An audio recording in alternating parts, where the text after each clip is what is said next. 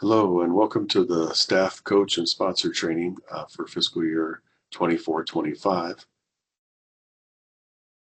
Glad to have you all back this school year, and for our new folks, welcome aboard. We'll walk through a couple things this morning. So the Auditor General is still cracking down on the conflicts of interest, and that's a situation where if you have a family member that does business with the district, you're not allowed to personally benefit from that or be able to be part of the decision to make the purchase or do the transaction. And again, the Auditor General is looking at these things because they've had issues over the years with people kind of fraudulently hiring their family members on big contracts to do things for the district. So they have this in place.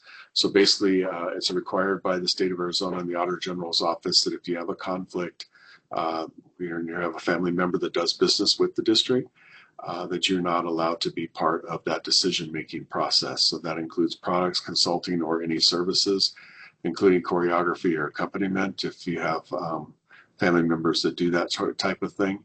And again, it doesn't mean that they can't do business with the district. It just means that you can't be part of that decision making. So you defer those expenditure decisions to your athletic director or your site administration or your supervisor so that those transactions have an arm length distance from you. So here's an example. Your spouse works for Vern Lewis Welding. We have multiple student clubs and multiple departments within the district that purchase from Vern Lewis welding supplies.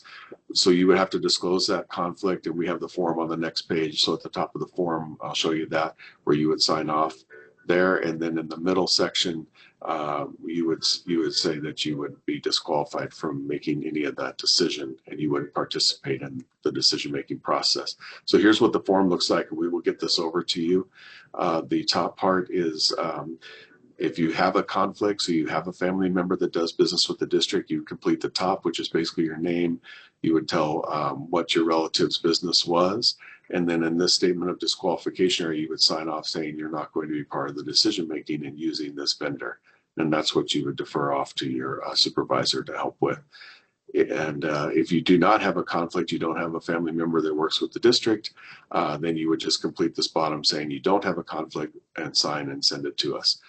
And if you have a situation where during the school year a conflict comes up, like it's not your family member doesn't do business right now, but say in January it starts to do that, you would just complete a new form where you would go back and complete this top section and turn it in. And again, it's not that we can't do business, it's that we have to disclose this up front before we start having family members do business with the district.